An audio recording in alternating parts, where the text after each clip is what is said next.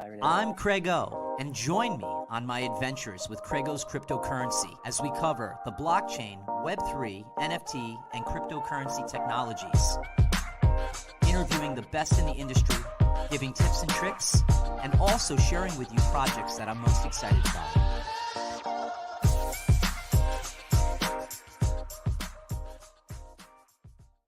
Crypto Corner, the best in Web3, blockchain, NFT, and cryptocurrency technology. Great reviews, incredible interviews, and just the general things Web3 related. Today's a very unique day for a couple reasons. One is Cat is out the bag. Into this coming year, I'll be having a co-host with me coming in throughout the year. His name is Matt. What's up, my friend? Good. How are you doing? It's awesome to be here. This is all new to me. I love seeing. I've seen you in the studio. This is my first time being behind the cameras here. It's awesome what you have going on here. And you and I have a good chemistry. And I was just like, this year, everybody's got Batman and Robin. I'm not going to call you Robin, but at the end of the day, I think what's really important is that you have good chemistry with people. People inspire what you do. I've inspired by what you've done on TikTok and other platforms, the way you relate and create and execute that news and articulate yourself has me impressed that I'm like, hey, come on, let me get some of those good Matt vibes. And we're going to talk about penny boys, something that you're very much into, and one of the segues into the Web3 space. And you guys have a full team of where you guys give investment advice, not financial advice. Not We've got to be careful. I said that. We say in education. Education. I got it. And so I do want to welcome everybody on YouTube and Facebook Live, those that have connected in that way. Today, Twitter Spaces was broken. Matt, let's just start off there. What are your thoughts on Twitter Spaces going down for today? I mean, I've been doing the social media, online community thing for a while now, and Discord, Facebook, YouTube. This has happened before with all those platforms, so it's not new.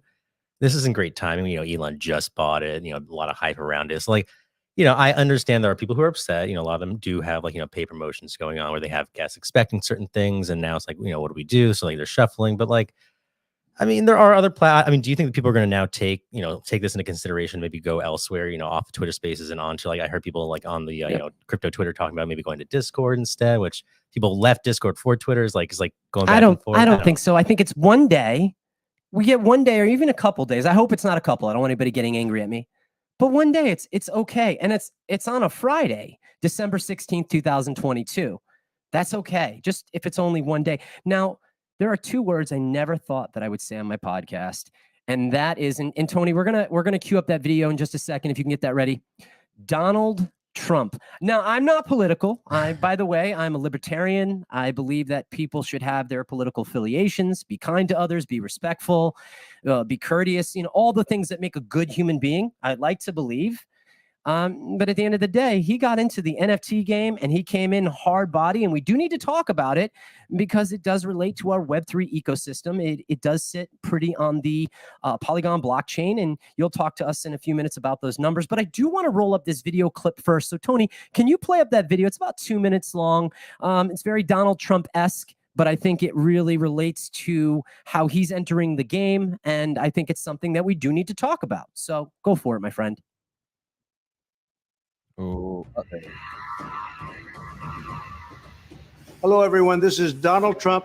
Hopefully your favorite president of all time, better than Lincoln, better than Washington, with an important announcement to make. I'm doing my first official Donald J. Trump NFT collection right here and right now. They're called Trump Digital Trading Cards. These cards feature some of the really incredible artwork pertaining to my life and my career. It's been very exciting. You can collect your Trump digital cards just like a baseball card or other collectibles. Here's one of the best parts. Each card comes with an automatic chance to win amazing prizes like dinner with me. I don't know if that's an amazing prize, but it's what we have. Or golf with you and a group of your friends at one of my beautiful golf courses, and they are beautiful. I'm also doing Zoom calls, a one-on-one meeting, autographing memorabilia, and so much more. We're doing a lot. My official Trump digital trading cards are $99, which doesn't sound like very much for what you're getting. Buy one and you will join a very exclusive community. It's my community. And I think it's something you're going to like, and you're going to like it a lot. They also make perfect gifts. So you can buy them with your credit card or crypto. All you need is an email address. Go to collecttrumpcards.com and buy your Trump digital trading cards right now before they are all gone, and they will be gone. This is my first official Trump trading card NFT collection, and you get a chance to meet me. Go to collecttrumpcards.com right now, and remember, Christmas is coming, and this makes a great Christmas gift. No purchase necessary. Okay. No purchase necessary. So, Matt, I'm going to let you bring some commentary on that, and then I'll kind of follow in tandem with my own thoughts. Yeah, I mean, the first thing, like, regardless of whether you like him, whether you hate him, he definitely, like, we're talking about him right now, he creates eyeballs, you know, and in this case, he's creating eyeballs on the space. Right. So, like, you know, like, honestly, I don't hate it. Like, I'm not like, you know, his biggest fan or whatever, but, like, you know, I try to stay out of all that kind of stuff. But Yeah, me too. I'm a fan of, you know, him doing this, and, you know, NFT was trending yesterday. I believe a big part of that was because of that. So, like, it's good that, you know, the more eyeballs, the better. And honestly, you know, as far as celebrities goes, like, this is one very good way to use NFTs as like a way to, you know, there's a lot of YouTubers out there and they have their premium subscription channels. And this is like a way for celebrities to kind of do that, I think. I mean, I think he had about 7 or 8 different pieces of utility. Dinner with him. I'm good with that. The golf course, maybe so, because I love beautiful locations. You know, there was other things, a phone call or Zoom time with him. I mean, listen, those are utility to others, which is totally cool. And interesting enough, what's this price point? It was bought at $99. They're completely sold out. What does that volume look like right now? Now, I mean, the total volume is at 1,300 ETH, which is pretty impressive, honestly. They have 33% unique holders right now. You know, if people bought, the floor price is $198, so that's $100 profit. I want to remind other people, we had talked about this months ago. It was actually Easton Gladney. Big shout out to him. It just came to my head on this, and we talked about this. Election campaigns are going to be at some point in the years to come on the blockchain. And it's going to be very interesting when voting's done. And these digital assets, we're going to get away from maybe calling them NFTs, are going to be a very big part of raising campaign funds. So this doesn't surprise me. This is completely his style and fashion.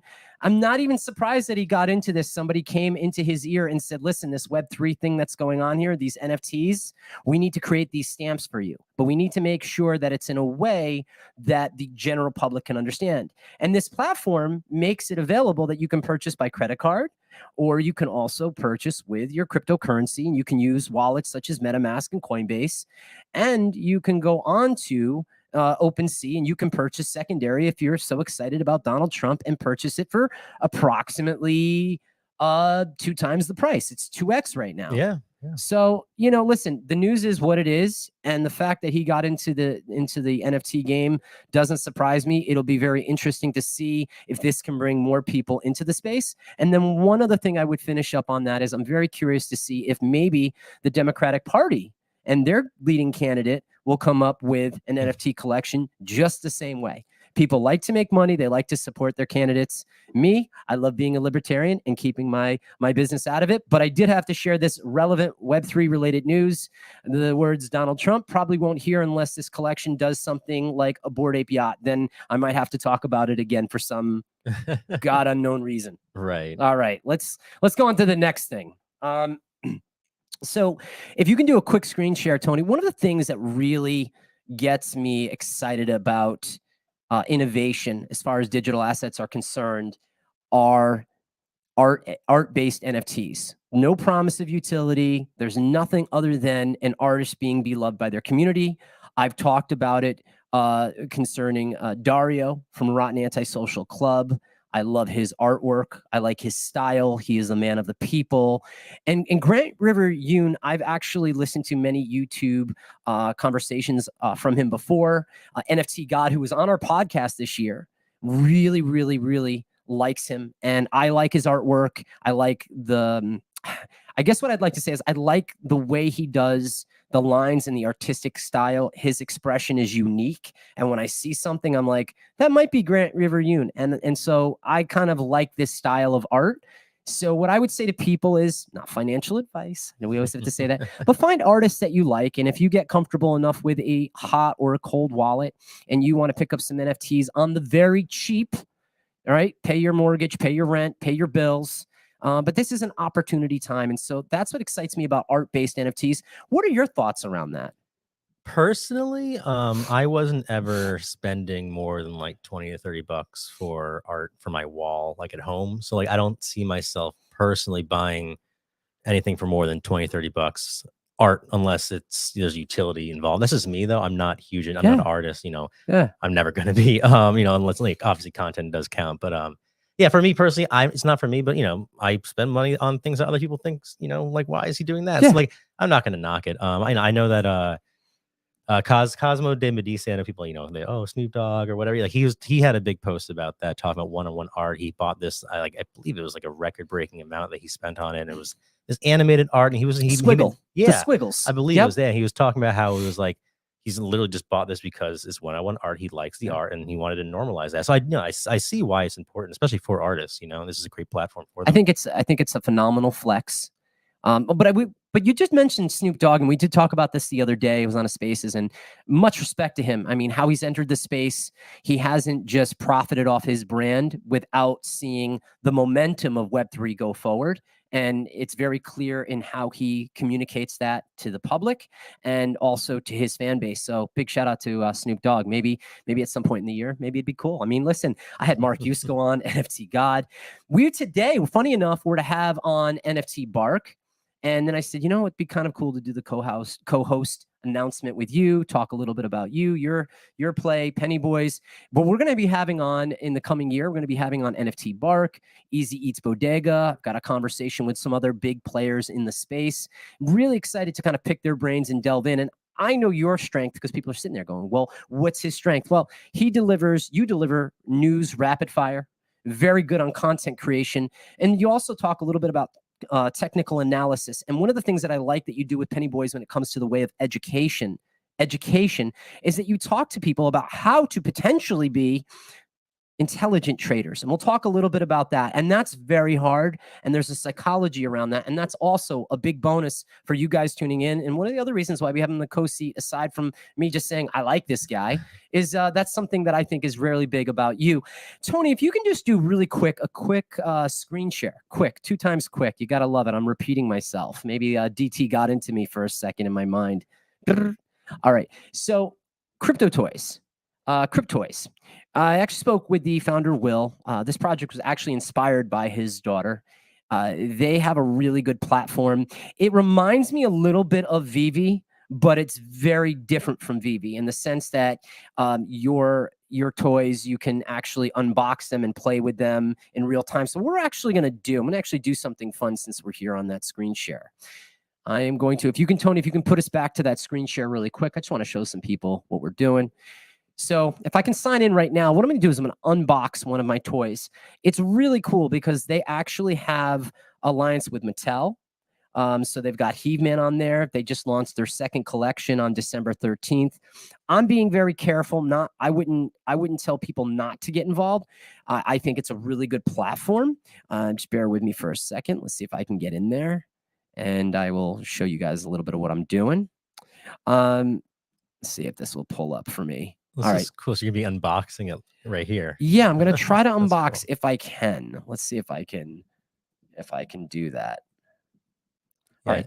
So as I'm doing that, talk to me about Penny Boys. Yeah, PB Alerts. We do focus on education, like you were saying. We are a stock, crypto, and now NFT, Web3. We do some I do the education there. I tried to get the rest of the team involved, and they weren't having it.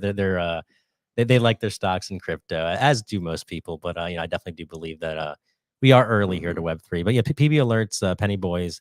We focus on education for stocks, crypto. We do live trading, alerts as well. And it's less about like, hey, buy here, sell here, get rich quick. And it's more about, let us teach you how risk management works, how trading plans work, and how to trade your own trades and trade yourself, be your own trader. I love that. Creating the financial independence if you decide to get into the day trading, which can be extremely risky. Yeah. Oh, yeah. But there's also some tremendous upside rewards, right? This is like whether it's trading on Web 2 traditional products and services, which is something that we're very much into on CraigO's Crypto Corner, is that there has to be a tie into real world product. And that's one of the reasons I like Cryptoys, is for that exact reason, is that they have partnership with Mattel.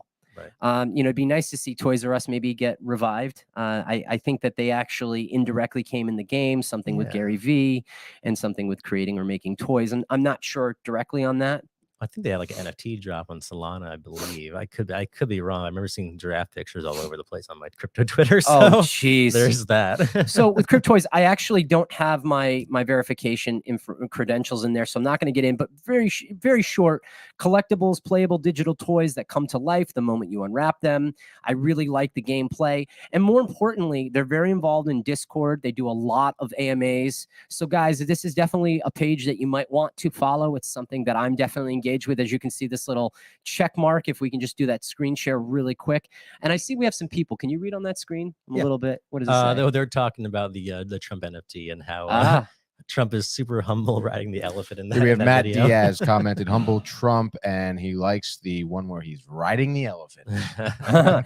Good to know, Matt. Good to know. I don't have to have any assumptions. There is one other video that we want to play, which is, this comes from my guy, Mark Yusko, who came on the podcast about 3 weeks ago. And it is, who is Satoshi Nakamoto? This is about a 1-minute clip and definitely well worth the play. So, Tony, if you can cue that up, my friend. It isn't a single person. It was 4 people. So that's what I actually believe that. Now, I could be totally wrong, because what I actually fear is that if you Google the term Satoshi Nakamoto, what you get is Intelligence Central. The name Nakamoto is the surname of people from the central provinces of Japan. And Satoshi means intelligence.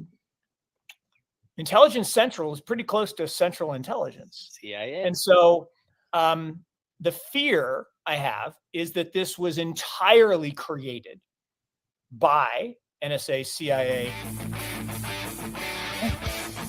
I love it.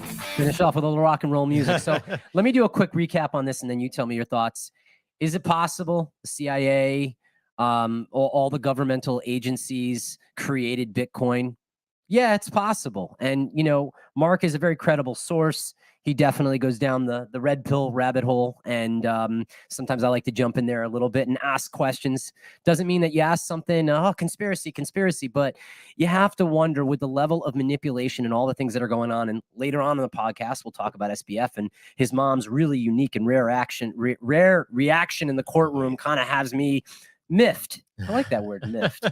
But what I realized is, what Mark is saying has a lot of bear to truth, because right now, who comes in every time there's a problem? We're coming in, people. We're coming in to save you. We're coming in to make so you make good choices. Government cares right now. And again, I think every country, there's value in government, but I think government overreach and government corruption is just part of the real world, because real human beings are in the government. This is not an attack on the word government as a human being, but people are flawed and greed gets the best of people. And I love being in this opportunity market just for that reason, is that greed can't get the best of a market that doesn't have a tremendous amount of liquidity. But what he's saying as far as Bitcoin, that would make me a little bit bearish, because I would be concerned. I would want to know that any crypto or any digital asset I have cannot be touched by any one entity or anything. What are your thoughts? I mean, when it really comes down to it, I don't think anything's safe from the government. Like, if they really wanted to, it doesn't matter what crypto, if they really wanted to get involved, they're going to get involved. And there's really not much that we really could do about it. I mean, I know Web3 is all about decentralization, it's about kind of like, the opposite of that. But yeah, I mean, like you said, the government is still the government, and we can make our metaverses and this, that, whatever, but we're still going to eventually, at the end of the day, we're still humans outside the metaverse. We're going to have to adhere to the government. So yeah, I mean, as far as Bitcoin being undercover, by the CIA and all that, I don't personally know. I mean, if it is, it isn't. I'm trading it. I'm not I'll make money off of it either way. I don't really. I'm not going to be a socially responsible trader because I used to be that. I used to only trade assets I believed in. This, that, whatever. I was missing out on so many trades because of that. So whether it is or isn't, I'm still going to try to make my money leverage trading Bitcoin regardless. In the unique world that we're in, I was going to actually do a screen share. I'm going to hold not to because it shows a breast, but I want to just be clear with you guys on this. Witnessed breast milk getting sold at a scoop for 50 Ethereum. That is like what, $60,000, you know, approximately. It's some serious money. We're around what, $1,200 per ETH. Yeah, right now. Yeah, for a little glass of breast milk. See, you can see that. I don't want to get demonetized before I'm not monetized. Yeah. Why? I don't know. I mean, well, you know what I think? I think it's just as crazy as we have DT, you know, launching off his NFT collection. Why can't we have this? And then we can't criticize it, because if we say, oh my gosh, you know, you're, you know, pulling out in public and you know, and again, I'm no shaming, but you know, like anything that gets attention, and this was actually at Art Basel in Miami, I think during the NFT week. Okay. So anything that catches attention and draws people to talk about, did you see that or hear that, is newsworthy. And I just thought it was something that was, you know, a conversational. Now, mind you, the lady masked her whole face up, which I thought was very interesting. Like, you know, if you're going to be, I guess, in that regard, you know, maybe I want to say provocative, but it was definitely, it's eye catching. Yeah. It definitely had people pull over for a second and think, but I think what I'm caught up on is 50 Ethereum for that. Now you're going to have this breast milk. You really can't keep it fresh, right? Because I think of utility, right?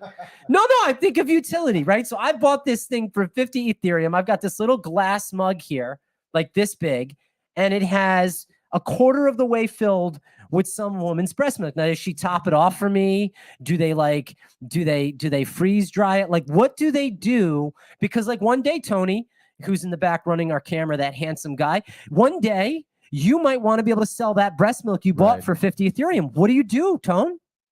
That's a good question. I guess you got to freeze it, don't you? Dude, I don't know. But it was worth the mention, right? No. Oh, definitely worth the mention. Yeah. I was going through the show notes today, and we're going to have NFT Bark on. I'm super excited to have him back. But what was crazy, I was thinking, well, there's a lot of timely Web3 topics, and I came across this and I said, oh, this is too good not to just chat about a little bit, you know? I know. Yeah. Nice light topic, you know, breast milk. But you know what? It's art. It's art. Like, I guess if, you know, if someone has like, you know, a pregnant wife and she's very, you know, out there and like she's totally cool and he's kind of like hippie-ish cool. Yeah. I'd be hitting up, you know, the streets, Yeah, you know, maybe, 25 ETH. I'd be giving a discount maybe for the she has, holidays. you know, lactation issues if she too, wanted, you know? if she wanted, it's a woman's body. I get it. I'm sure there's like a black market somewhere on the Solana blockchain for that. I'm assuming. You think? I mean, you know Solana. Some creepy. I mean, there's definitely a black market for a lot of things, but that creeped me out a little bit. Not judging, but I was a little creeped out. All right, let's talk about the thing that we talked about, right? So Twitter Spaces goes down today, and PO, big shout out to PO and Nick. They run a great Spaces every weekday. I get a lot of learning done in the car. My son actually starts to learn. He's 6, and he just, you know, he's got my intro down. He's got my intro down pat, but he now starts to ask like some cool questions. So we balance it out. Half the time I get to listen to what I want to listen to. Mom's not going to hear this. And then the other half time we get to listen to amazing kids stories with a wonderful English accent. And I won't do any more than that. So he says repeatedly, he did a Twitter post, which was, would you rather watch the stream on YouTube or Twitter? And so most people said on YouTube, 58%. And it'll be interesting to see. He gets a lot of good engagement. So it'll be very curious to see what people have to say. Do you think this is going to affect Twitter Spaces if this is the only day they're down? Do you think this is going to affect them at all? I don't really think so. If this is a one-day thing, I think I don't know exactly. I wasn't looking too much into it. I know it has something to do with like the journalists and Elon Musk or something. So I mean, he's very volatile. You never know with Elon. So like, I would be a little worried if if my only platform is Twitter and like my only, you know, content is Twitter Spaces. But if this is a one-day thing, he said it should be up by today. I don't see it. I think for them, you know, and I think anybody that runs big Twitter Spaces, it is a challenge because I have to listen to. And I talked to Easy about this, and when he comes on the podcast, you know, he's in a room with 300 or 400 people, you know, on the daily. And to watch somebody manage a room, be able to talk over somebody in a very respectful way, let them feel like they've gotten their point across and then mute them and go on to the next person. It's kind of like a corral. And in a sense, it is an art. So I could also see, like when I'm talking to you, how I make that eye contact. I can see, you can see what I'm saying. I get the okay. And then I go, okay, you talk. Whereas on Twitter Spaces, that is an art and you really have to develop that skill set. What are your thoughts around that? No, I mean, honestly, like when it comes, like I personally have Twitter Spaces is relatively new to me. I've done podcasts and like, YouTube videos and YouTube live streams prior to that because I talk with my hands a lot. I'm not doing it right now. I'm trying to like hold it like this because good. We got him. Get the tape, Tony. Get the tape. But like normally when I'm on my live streams, I'm all over the place and like Yeah. I'm talking with like to the person and like you can see like how like they're reacting. It's just human interactions is so huge. Like when it comes to your podcast, like 'cause I haven't done podcasts in like a year or so. Web3 is very different than the podcast I used to be doing. So like when it comes to these kind of podcasts, and you got a lot of people who are new to content, new to being on camera, who you probably bring on as guests, it might be their first time ever even being on camera because they're used to Twitter or this, that, Right. whatever. Do you find it hard? Like some of them might just get nervous and talking. Like how do you corral the room when it comes to just because this is one-on-one, so you can't just like go to the next person and like maybe they'll forget about it. Like I call it the runaway interview or the runaway conversation. And I always remind somebody before we come onto the podcast and I'll look to Tony and be like, Tony, should I talk to this guest about this? I call it the 5-second question with the 10-second answer. And what I say to the person is, remember, you and I are in a conversation.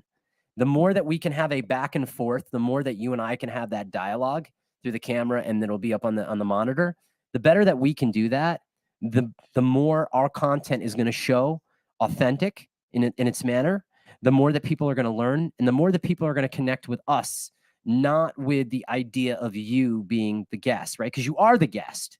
And I want my guests to know that I want to make sure that I've discovered them through our fire introduction and through the in-depth nature of the questions that I ask. Do you ever find yourself going off? Because I know you like when it comes to podcasts, I've watched a lot of people do podcasts and some people just wing it, and I've done each way. I've winged some podcasts, and I've had my list. Do you ever see yourself going off script? And if so, do you bring yourself back on? Do you just let it go sometimes?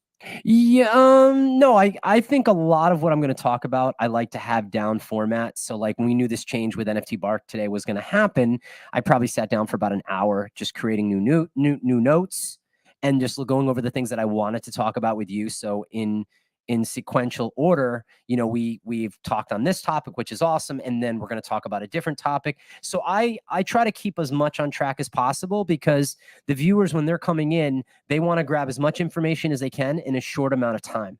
So those are my thoughts. No, I agree. That's why TikTok is so popular. Everyone likes that 60 I know. second. All right, next topic. You're not getting me offline.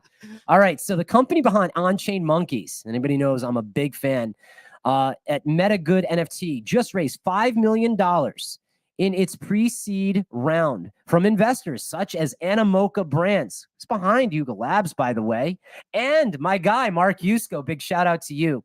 The funds will go towards the OCM DAO, Decentralized Autonomous Organization. It's the mission to help promote social good projects and further develop their roadmap and community. I freaking love On-Chain Monkeys. Big shout out to Amanda Terry. Sophia, big shout out to her. Actually, we were going to talk about her today on the show. I was actually on her Twitter Spaces. Her and Firestone, big shout out to those amazing women of Web3. I have a tremendous amount of respect for them. So I was actually the chair was reversed the other day. And I was on a Spaces, me being interviewed as to, how I got here, what I think, my excitement, my enthusiasm for the space, what I'm learning, what can I share, how can I grow, how can I help others, how can others help me.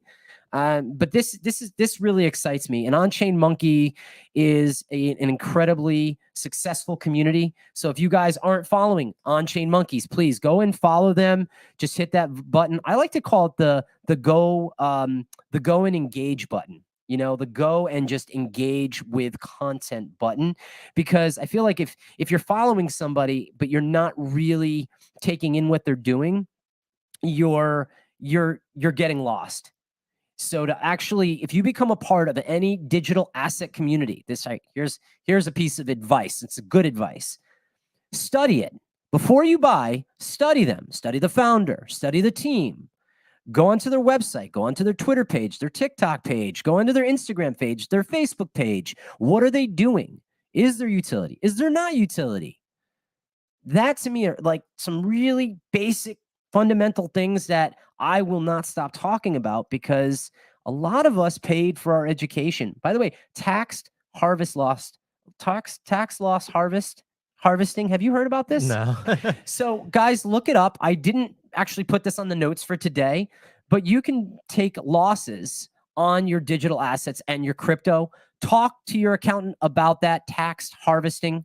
And it does surround around NFTs and cryptocurrencies. Highly recommended if you have some major losses. Talk to your accountant. I'm not that guy. I'm your guy, CraigO Crypto Corner, with the best in Web3 conversations, amazing co-hosts. That's what I am. But I'm not your accountant. I am not your attorney, and I don't want to be one. Also, quick, if you can do a screen share. I wanted to show Easy Eats Bodega. I had a conversation with him. He is on Nifty Porthole. He is with the gang of Pio and Nick, and there's actually one other guy. I think it's 4 core of them, and they just are doing a lot of great things in the space. The reason I wanted to make mention of him is we were talking, and I said, listen, I said, I'm growing my podcast. I said, it's amazing, that you are connecting with me, as I'm growing in this space, and I asked him, I said, why? How come? He goes, because when I was growing, there were people that were giving me opportunities, and I like what you're doing. Now, I'll let him tell me that he likes what I'm doing when he comes on to the podcast. But those, I believe, were his words, not mine. So big shout out to Easy. I have a tremendous amount of respect for you guys, Pio and Nick. I love what you guys are doing with your morning show, and really excited to connect with him. And then our first guest of the year, NFT Bark. Really excited to talk with Steve. He's got a book deal with Penguin Publishing. He wrote the first ever Harvard Business Review on NFTs. Oh, wow. How cool is that? That's really cool. History, man. I love it. I love all these first evers that are happening, And maybe he'll mention that partnership by the time he comes on here. So big shout out to NFT Bark as well.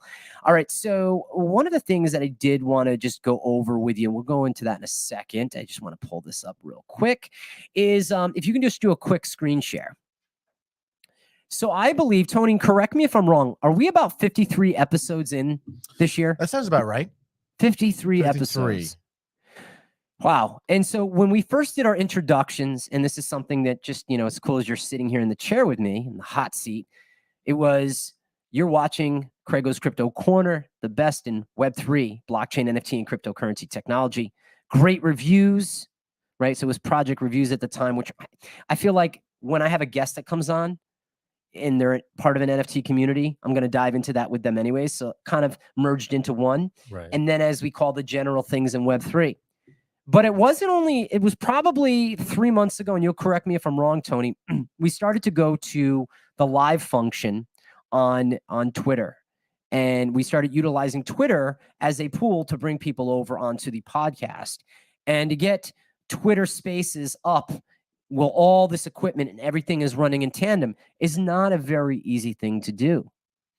But I think there were some lessons to be learned from it. And so one of the things I'm looking, as I look at my screen right now, is I was looking at my conversation when we had with Casey Craig from CoinDesk. She's global head of communications. And we did that off-site. And there was no real teleprompter. I had my computer, but I just kept flubbing our intro. My intro I kept very simple because we knew we were going to be off. We were going to be at another place. And there were 2 episodes that I did that day of Things in Web3 at 10 Blue Water, which is like a $10 million beautiful modern home. And then the second episode we did with Casey, where she came in and we sat and we talked about what does a career in journalism look like, and what are her thoughts around the future of cryptocurrency, and what is CoinDesk brings some of the best information. And so her being the global head of communications for CoinDesk, it was an honor to have her on.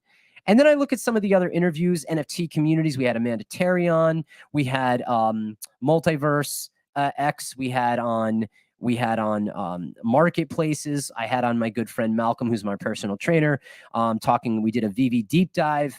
So I feel like Web3 is something for everyone. When you think about Web3, MetaMatt, what is Web3 for you? Oh, man. Honestly, right now it's just always changing. I mean, Web3 a year ago, I think is different than what Web3 is now. But my favorite part about Web3, what Web3 is to me, is community. It's just about bringing all these people together. And I mean, look at Bored Ape Yacht Club. All these people now, like the different collaborations they're doing. They're using them, their apes as IPs and creating companies. Like it's just about building and growing as a community that normally wouldn't actually exist outside of this ecosystem. I agree with you 100%. So CoinDesk. All right. So we're going to talk about Bankman-Fried faces extradition to the United States. We won't play the video, but I'm just going to read a little bit from the excerpt. Former FTX CEO Sam Bankman-Fried told a Bahamas judge on Tuesday that he was not waiving his right to fight extradition. Let's see. Sam Bankman-Fried told the Bahamas judge on Tuesday that he was not waiving his right to fight extradition to the U.S. The former titan of industry appeared in the Nassau, Bahamas courtroom on Tuesday morning to face an extradition order from the U.S. on federal charges of wire fraud, conspiracy, and other allegations. Bankman-Fried was arrested in Nassau on Monday evening after a magistrate judge signed an emergency warrant for his arrest at the request of prosecutors with the U.S. Attorney's Office in New York. Ooh, boy, he arrived to the courthouse at approximately 10:30 a.m. Eastern Standard Time wearing a blue suit. Bankman-Fried was not handcuffed as he sat alone in the front row of the court, directly facing the magistrate judge who signed the warrant for his arrest on Monday. Before the proceedings could begin, Bankman-Fried's attorney asked the judge for permission to allow his client to take a prescription medication. Bankman-Fried, oh, that's interesting. Bankman-Fried told the judge that the medication was in his possession when he was arrested, but he had not had access to it since Monday. Police officer brought a Ziploc bag of Bankman-Fried's belongings in the court, which contained his medication, and the judge asked if he needed water to take it. Oh, that's so nice. I love how they put that in there. What a caring judge. I don't need water, but I do need to take my shirt off to take them. Bankman-Fried, who is known to take AmSam patches as antidepressant toll. Oh, here we go. All right. Well, you certainly can't take off your shirt in the courtroom, the judge said before allowing him to leave the court to take several minutes to take his medication. Bankman-Fried was characteristically jittery before taking his medication and was no longer jittery upon his return to court. Bankman-Fried's parents, Joe Bankman and Barbara Fried, were seated in the third row behind members of the press. They appeared to oscillate between dejection and defiance, at times holding their heads in their hands and clasping their hands. Bankman-Fried's mother audibly laughed several times when her son was referred to as a fugitive. Wow. And his father occasionally put his fingers in his ears as to drown out the sound of the proceedings. So, it's interesting. I guess when you sit on a very high horse and, as powerful people as they are, there is accountability. And there are enough people crossing political lines that go, Sam, you're going to be spending some time. We're not only going to take you down, we're going to take a lot of people down with you. Your girlfriend from Alameda, she's chirping like a bird, and she's already talking to the Fed. She's cutting deals.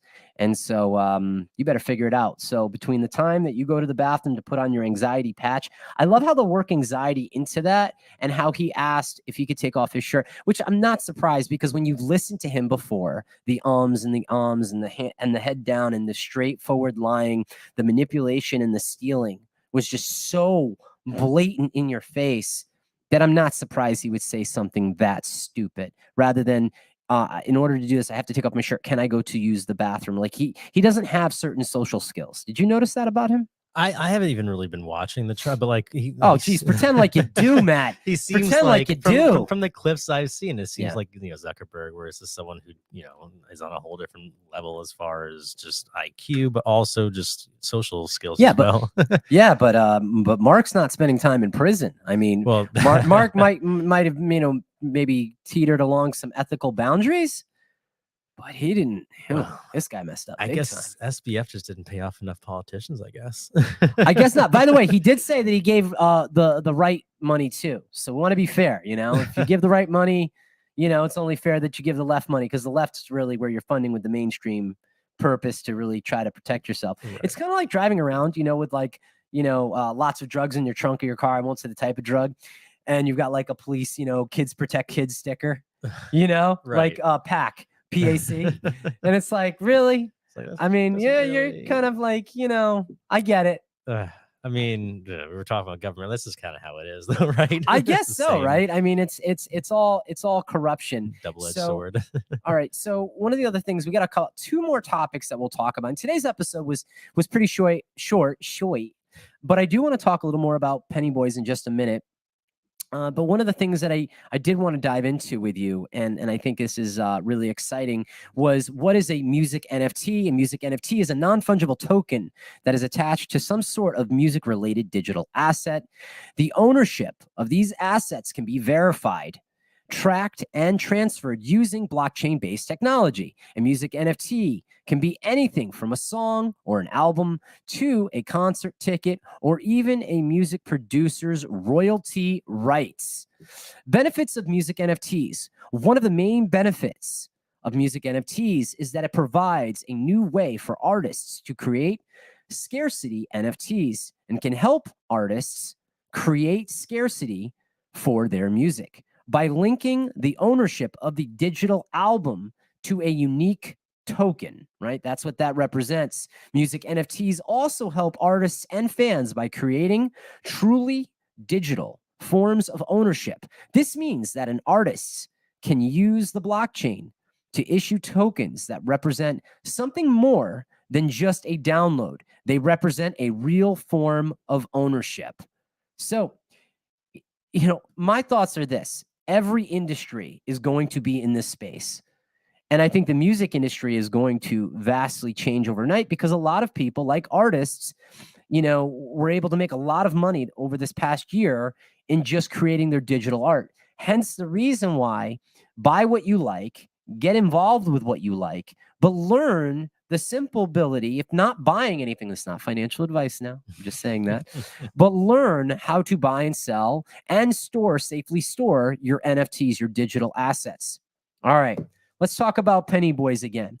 Why? And I'm going to pull this up on a screen share in just a second. Should I go to the Facebook page for this, by the way, as you're talking about it? We can just do pbalerts.com. PB Alerts. Go right to the, PBAlerts.com. I think the Facebook. Perfect. No worries. Want to make sure. Go ahead. Yeah, no, just well, like I was saying before, you know, we are very Screen much share, focused Tony. on very much focused on stocks, crypto. Just recently getting into NFTs. We every single person in PB Alerts, everyone who's like on the staff, has lost a lot of money at one point in their trading career because of just misinformation being put out there on the internet. Like, everyone's like, you can go on YouTube and there is a bunch of free education and a bunch of free information on YouTube, but when it comes to financial education information, you have to be really careful. Tell me a penny boy success story. I want to hear one success story off the top of your head. There's a bunch. There was one person who bought a truck. They were struggling. They were struggling to make ends meet, and then eventually they bought a truck. There was one member, I think, turned, I think it was like $3,000 into like 1.3 million. We have all these members who make all this money, and I don't have time to trade anymore because I'm making content for penny boys. Right. So all these members are now making all this money. I'm like, wait a second, maybe I should get back into trading and stop doing this penny boys thing. But no, I love these success stories. I love it when our members. But those success stories is what grows the platform, right? We can't be everything to everyone. One of the reasons we started CraigO's Crypto Corner is I was like, well, I want to hedge against some of the communities that I got into that probably I need some tax harvesting in my life. One, I actually have a call with my accountant next week, see if I can grab any information directly from Chris Eck and put it out here on this podcast. But I think someone like you who delivers that information, the educational content, not financial advice, in rapid concession where someone can understand it because you're articulating it in a timely manner.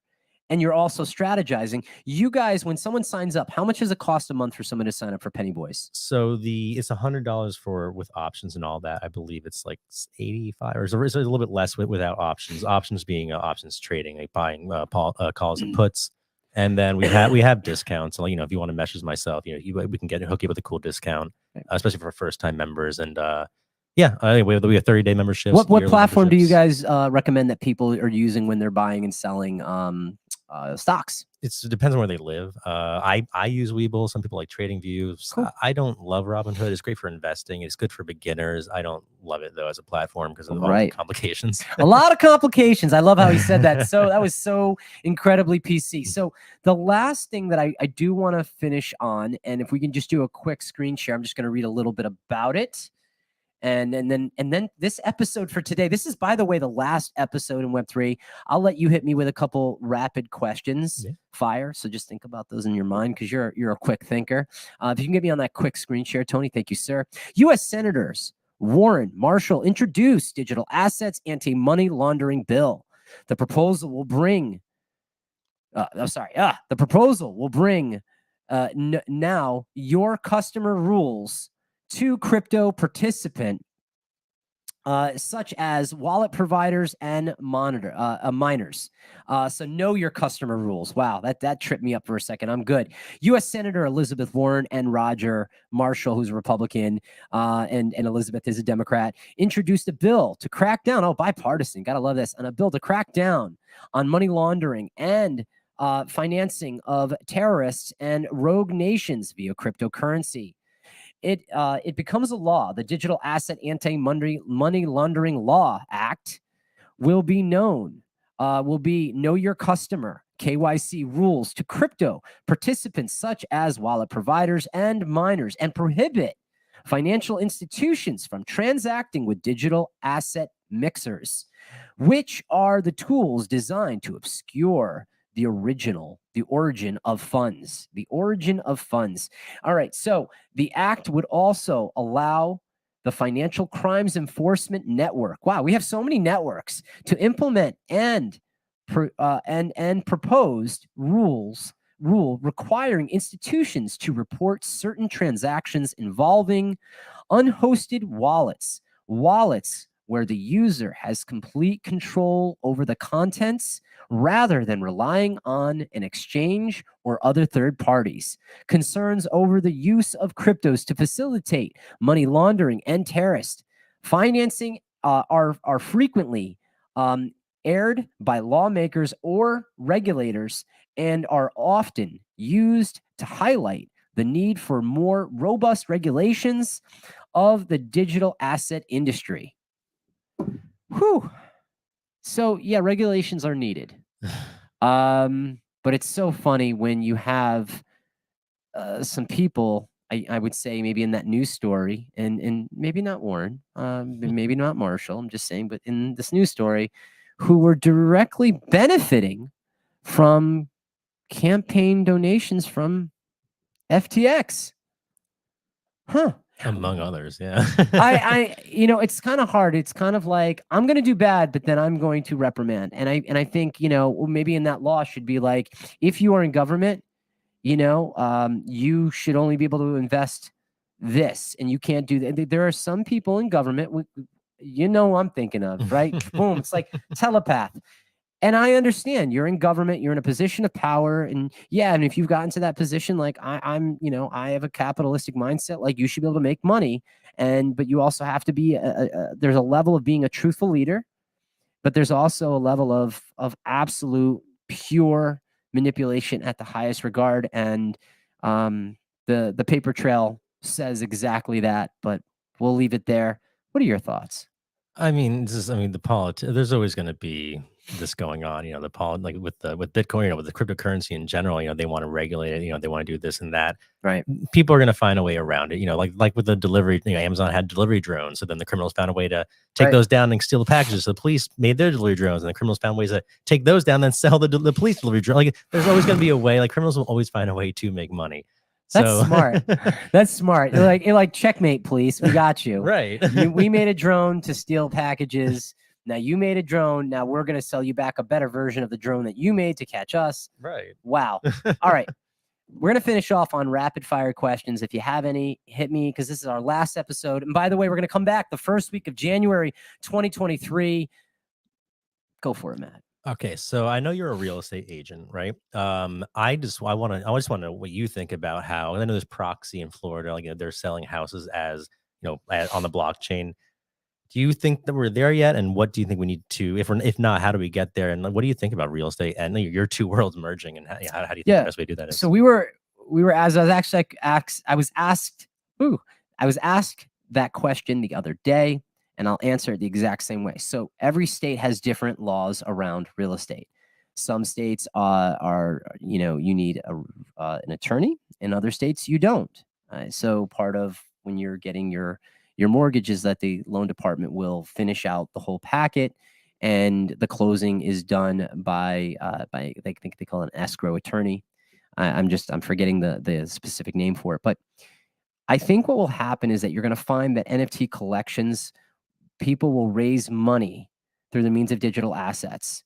Once they've minted out a particular collection, they will then take that money for its sole purpose to go out and purchase lots of real estate. And because you did that with that intention, and that's what was written into the smart contract for that digital asset or for those number of tokens within that particular collection, I think what you're going to find is that investors are going to make their money that way. And so when there's a rent income, that money will come into your wallet because you'll receive a particular token. Maybe it'll be a USDC token, however that might do. And I think it needs to be done cleaner, because I think just because you have a digital asset doesn't mean you need your own particular type of token. Because what if there's not liquidity in that particular token? Well, then what does it actually mean? So I think it's going to be done in that way. I think right now the play on having an NFT directly correlated to real property here in Connecticut, I'm hard pressed to see that happen for a while. But I do think that you can go on to, for instance, Superworld. We had Rich Lotlakar from Superworld come on, and you can purchase a block, a 10 by 10 block around your home or condo. So I actually gifted that to a client, and we actually gave them a block parcel. It was actually from my childhood home. I believe we gifted that to them. So, you can do some really cool things in that regard, but you still need an attorney. Paperwork is still very archaic in Connecticut. So every state is very different. So you have like transactional agents. So in Connecticut, there's certain rules that you can't do that. You have to be very careful. There's certain things you can and can't do. And so I see it coming from a big investment standpoint where you buy a set of condo units, but I don't see it like a one-off for a one-off yet. Like, because what happens if you lose your digital asset? Is that your direct deed right there? Is it backed up by a physical thing? So people still love what's tangible, and understandably so. I mean, I think that's the thing, is that the Web3 is to be a better, improved version of the internet. So Yeah. So next question then. So I obviously you have the logo, you have this studio and all. What made you decide to not only just get into, because I know tons. I have a lot of friends who are on TikTok and content creators and doing this Web3 thing full time, whether they're artists or founders, and the majority of them don't have a setup like this or even like a logo and all this stuff going on. So what made you decide to do that? And like, was it like that from day one, or were you in like a basement making content? Or nope. So my friend and I, Adam Hirsch, who's my business partner, along with Sean Rosenfeld, who's a minority partner, we decided, I was having lunch with my friend Adam, and, my focus is real estate. I love helping people to buy and sell real estate. And I also have another passion, which is Web3. Aside from my family's my first. I want to be clear on that. But as far as career and things that are going to make money, it's my real estate first. My podcast, we were just sitting down and talking about, what could I do to create, like, what could we do to build, and how could we work together? And, we started to kind of trade back and forth ideas. And I said, I'd love to do a podcast around Web3 content. And at that point, he knew that I knew my stuff. But there was so much learning, and still every day I'm learning something new. So I'm always amazed by how much I didn't know then and how much I know now. And so we launched off in April. But how it happened is like, go find the studio. So we found Downtime TV here at the Knowlton building in Bridgeport. And from there, it was just off to the races. And we literally have been working with the studio now for, I think we're coming up on about 10 months. Wow. Yeah, so this is our fourth quarter renewal, and we love what we're doing. When we came in, it was the bull market, so it was a different feeling. And so that conversation, with Adam, every quarter we're checking in saying, okay, You know, are we pushing the can down enough the road where it makes sense for everybody? The time for downtime to do what they do, for me to create quality content, for us to have great guests on, for me to have a great co-host like yourself. And you know, right now we've determined that it still makes sense, and we're doing a great job. We're bringing big people in from the space. I'm getting the respect from my peers and people who I look up to, and I'm honored. I mean, some of the people I've had on, I've just been like, wait, we got Mark Yusko on, we got NFT God on.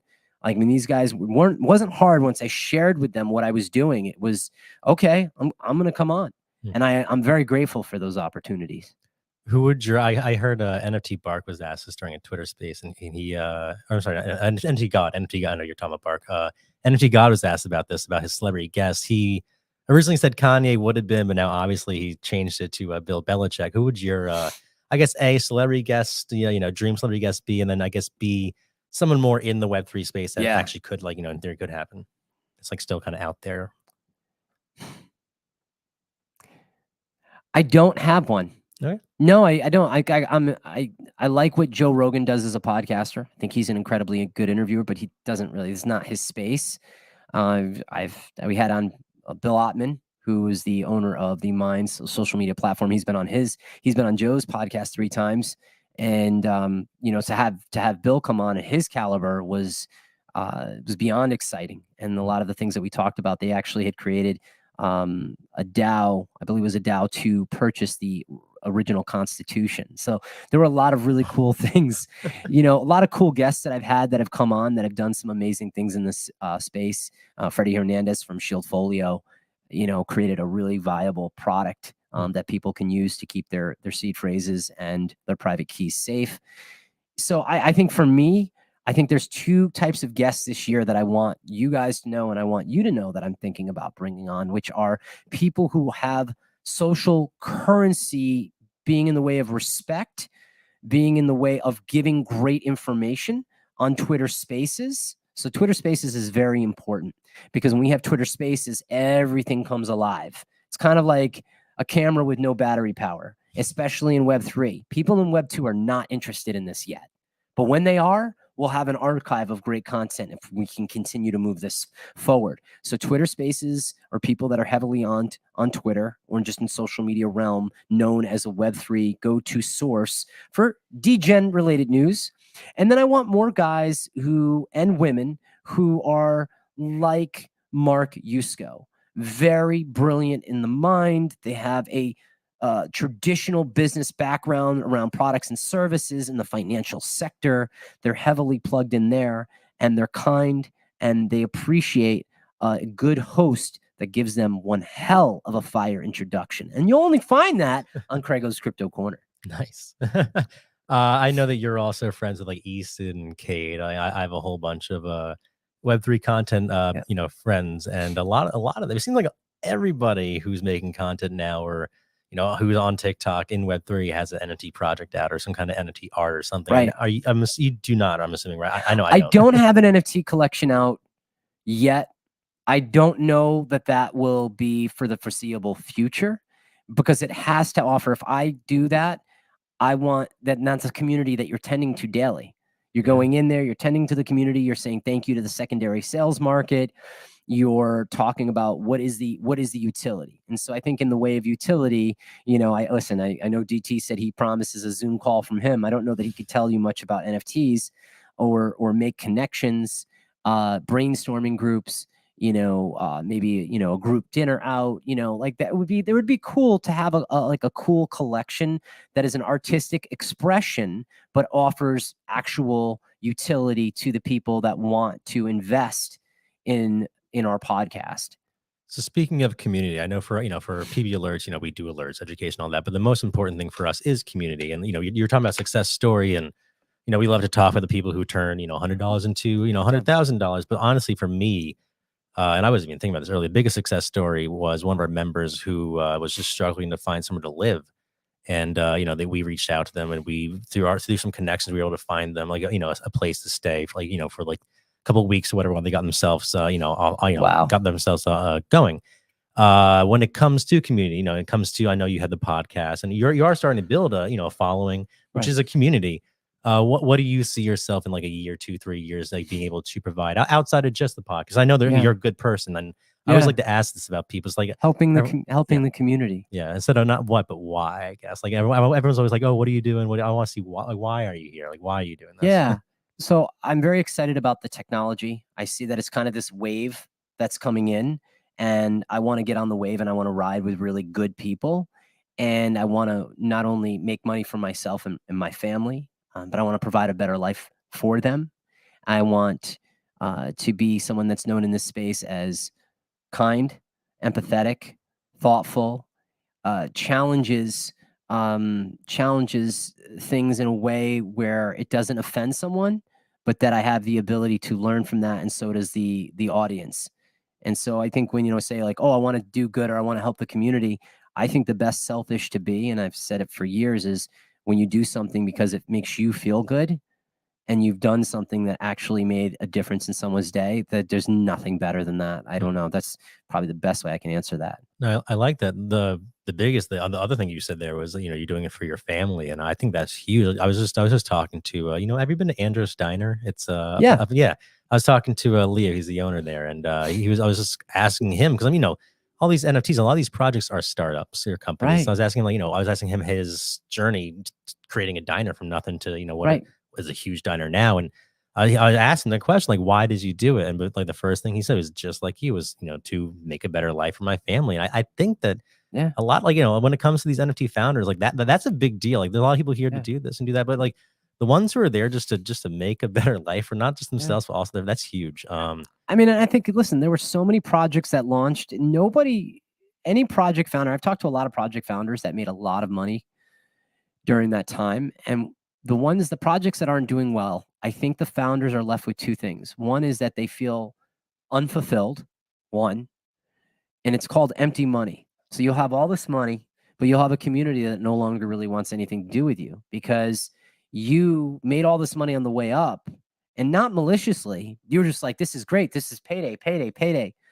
And yet you didn't think, well, what if when the ball goes down, how do I help others in my community? How do I reward them? How do I keep them there? How do I keep them engaged?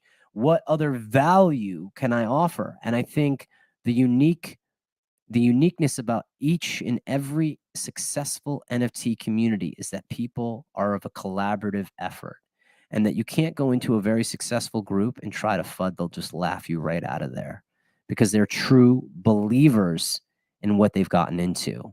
And the groups that aren't, if you just this is actually from Matt Swayze. This is a good one. You want to go into and you want to know if you're in a good project, go in there and just put FUD, fear, uncertainty, doubt. Just put it in there. And if you're in a very weak community, you're going to notice that the first people that are going to snap at you are the ones that are holding heavy bags, that are left right now holding the bag, and that you've come in and you've said a very dirty, bad word. And the word is FUD, F-U-D. So that's my thoughts. So when it comes to a lot of these projects, I run Penny Boys is a subscription service. So Right. for us, we provide value for the however long you sign up for, and at the end, either you re-sign up or you don't. Right. And no promise is broken or anything like that. With these projects, like these are lifelong projects. Right. I'm very bullish on VeeFriends, just because I see him out there like getting these brand deals. Like you were talking about Mattel and the other kind of toy NFT. Toys R Us. Yep. Yeah. And like honestly, like for me, it's the NFTs that can actually go out and create something that can actually generate money. Those are the ones who are going to, Right. I think, be successful. Which ones are you looking at? Like for, like I see VeeFriends around in 10 years. I might not see some Yep. other projects that are even big, like I got three right now that I'll throw out. ENS Maxi. I'm hoping that I'm going to connect with Flexer. Flexer, big shout out to you. Love to connect with you. Love to have you on the podcast. So I say ENS Maxis, ENS domain names are sort of under that umbrella. On-Chain Monkey, that's an obvious. I mean, come on, I got the cat back here to prove it. And then the last one, that I'm just thinking off the top of my head is Rotten Antisocial Club. And the reason is I love what they're doing in the world. I love their cohesiveness of their community. Big shout out to Ramborno. He runs Rotten Radio. That's another great Twitter Spaces. He's probably kind of bummed today that it was down. He actually got to speak yesterday on Nifty, and actually I'm gonna call him later today just to have a quick chat with him about that. But what was really cool is that their community is zero. like Dario De Siena, who did the project. It's all this trash. And it's sort of like, have you ever seen Rotten Antisocial Club? I've seen you posting. All about right. them. Oh, so you've seen it. Yeah, they're Yeah. these big ear kind of Yeah. animal, crazy beasts. So those are 3 communities that excite me. There are a bunch more, but those are communities where I think long term, not only are they going to be there, I think that they have the chance for success, and I think they have the chance to make people a lot of money. Not financial advice, just my opinion. My humble opinion. Ahead of the big ones, you know, and there's a bunch, you know, the Gods, you know, the Yep. Yuga Labs, like, oh, you know, the Pudgy Penguin, all those Yeah. ones. Is there anyone that everyone's talking about that you, unpopular opinion, maybe might not see lasting in 10 years? Any of those, you know, really big names? I think if listen, I love that D Gods is young and he's having a lot of fun, Frank D God. I love that you're young and you're having a great time. I'm not jealous. I'm 45, damn it. But I will say that you drinking champagne out of a shoe, I know you've got a lot of talented people around you, but that to me is not a good look for a business founder. Like, there is a maturity that to me I look for in projects. Now, mind you, that project is done incredibly well. They are the #1 project on the Solana blockchain. Don't doubt it. And we're going to finish off on this one if this is okay. My thought to it is a mature community is a community that lasts a test of time.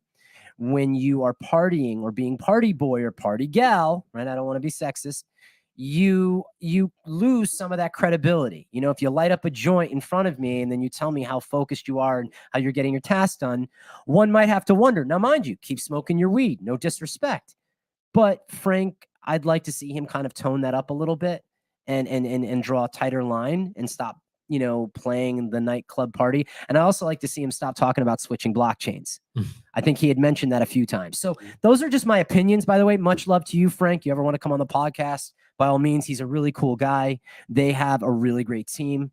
So if they can put that in order, but that kind of left a kind of like sour taste in my mouth. I'm like, come on. It's like the Nelk Boys NFTs. Yeah, exactly. And they're doing well. Nelk Boys are doing really, really well. and so listen, there's something for everybody. But I think when we talk about mass appeal and credibility, and we need that right now for traditional products and services, Web2 to connect and make sweet babies with Web3 digital asset communities.